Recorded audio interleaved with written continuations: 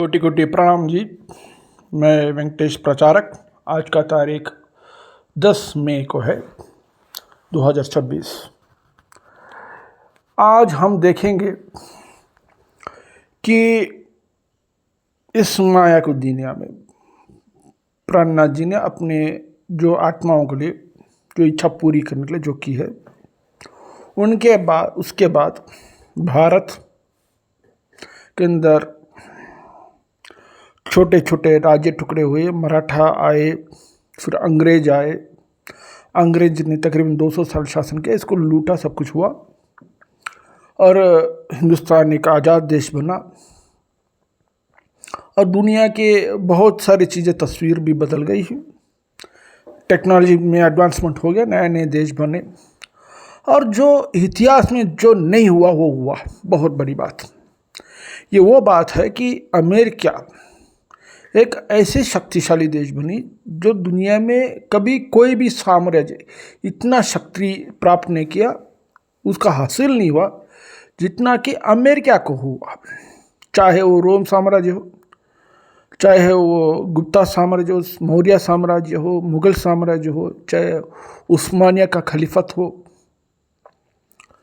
चाहे वो जो है नेपोलियन का साम्राज्य, सिकंदर हो, किसी ने भी, या चाहे कोई चंगेज खान को भी ले लो, उसने भी उस तरह का जो है ताकत नहीं मिला जो अमेरिका को मिला। अभी बात ये आती है कि अमेरिका इतनी बड़ी देश तो बन गया, शक्तिशाली बनी। राज्य के खेल देखिएगा थोड़ा। अभी दूसरा विश्व युद्ध के बाद अभी तकरीबन 50-60 साल तक अमेरिका दुनिया को अपना राज कर रहा था। उसका अपना डॉलर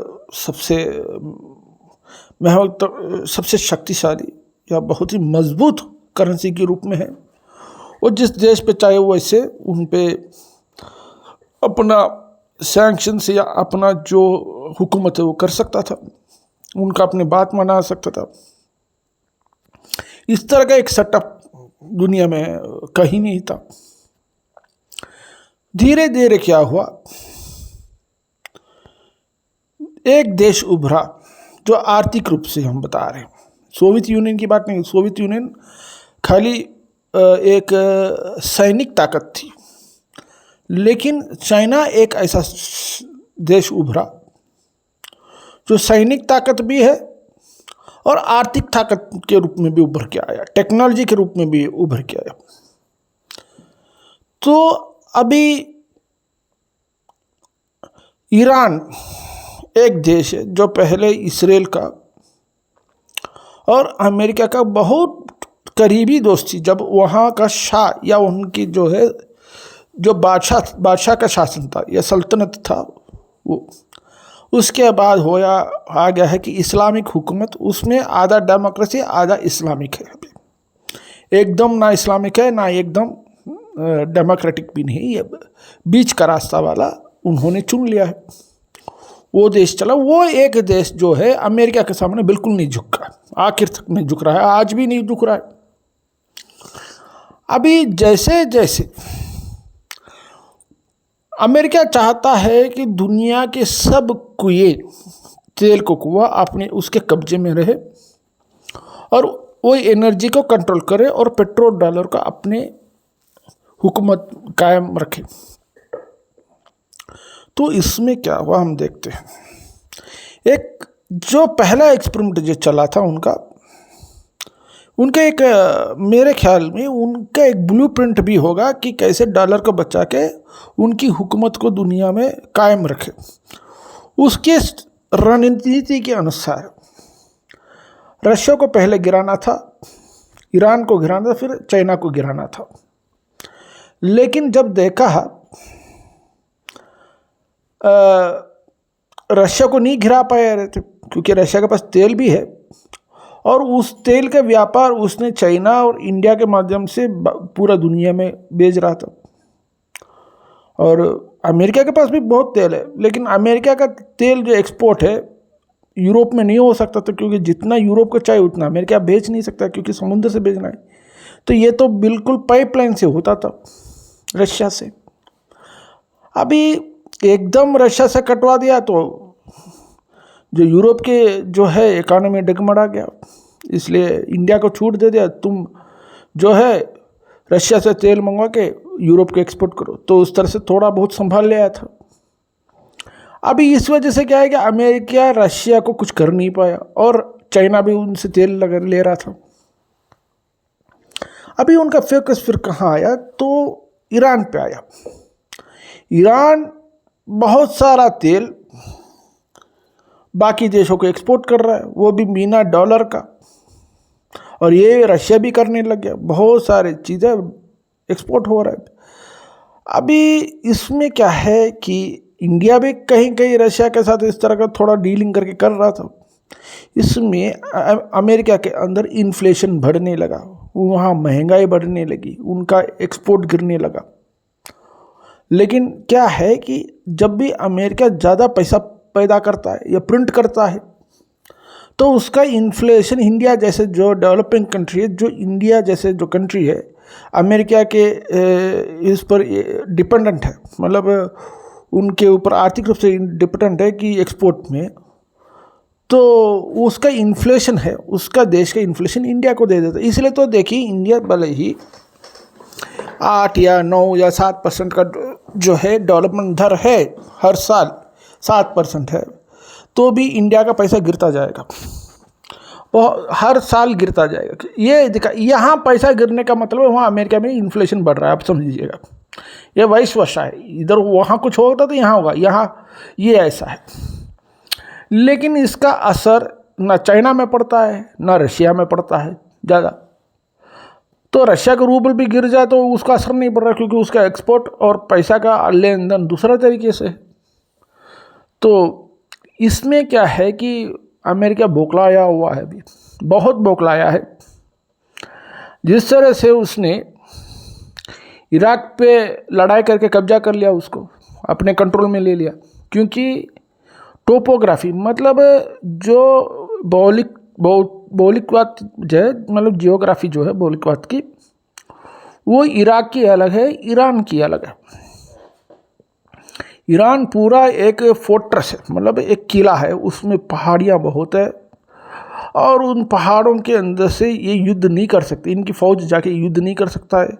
और ईरान क्या है कि काफ़ी ट्रेंड है, ऐसा नहीं कि गुरिल्ला वॉरफेयर में भी अच्छा है। उनका 2 मिलिट्री सिस्टम है, एक देश का अपना मिलिट्री और IRGC से अलग मिलिट्री है। वो जो मुल्लाओं से कंट्रोल किया गया वो IRGC है, और देश के नागरिक जो कंट्रोल करते हैं वो ईरानियन मिलिट्री है। तो इस तरह से 2 मिलिट्री है उधर।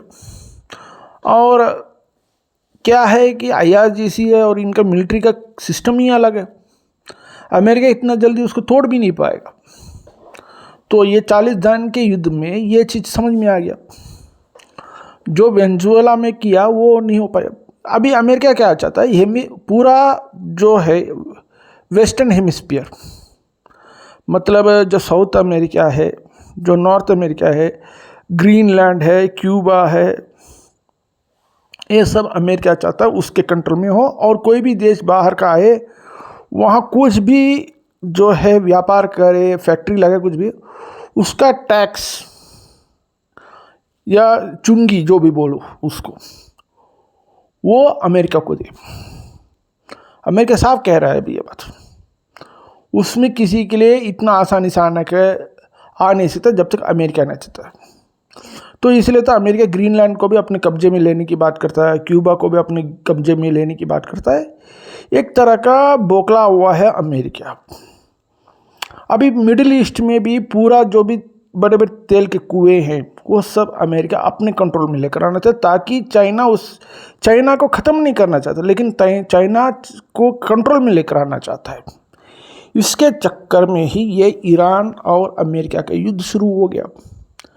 अभी क्या अमेरिका इस युद्ध को जीत पाएगा?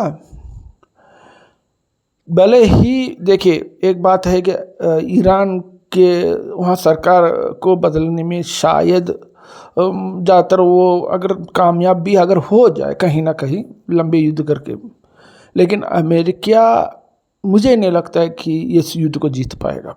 और जो वो चाहता है वो कर पाएगा मुझे नहीं लगता, क्योंकि ईरान का जो कल्चर है, सभ्यता है, और ईरान का जो भौगोलिक की स्थिति है और उनकी पहाड़ है, वो जब है उसको कंट्रोल करना इतना आसान नहीं रहेगा अमेरिका को, जिस तरह से उसने इराक कुवैत वगैरह को कर लिया। क्योंकि ये तो मरुस्थल है, रेगिस्तान है, और वहाँ एकदम सीधा है, जो भी प्लेन लाओ कहीं भी चाहे देख के तुरंत मार के निकल जाओ।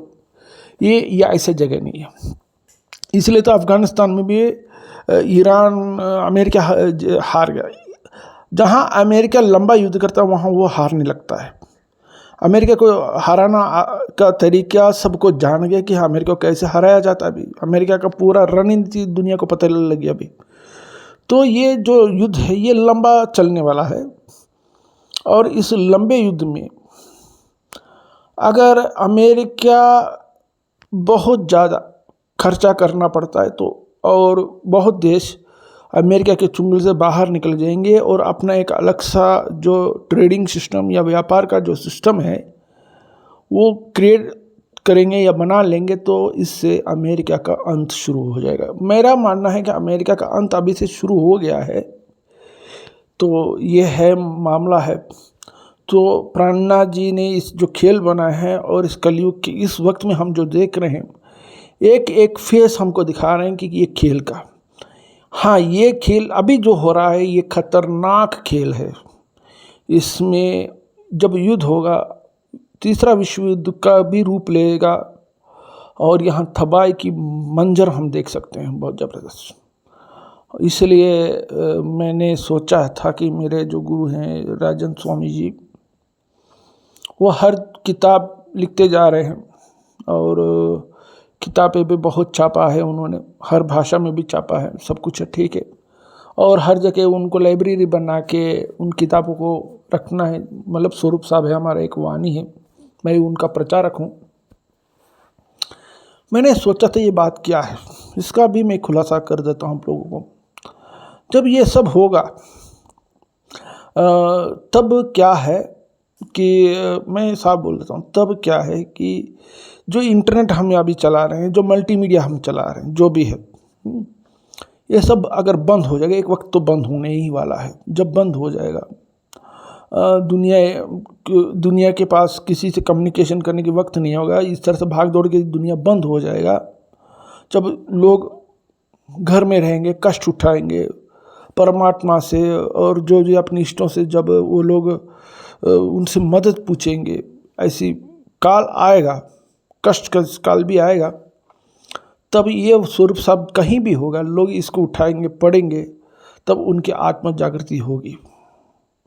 ये मेरा अपना एक व्यक्तिगत रूप से मेरा एक प्रेडिक्शन भी है और विश्वास भी है।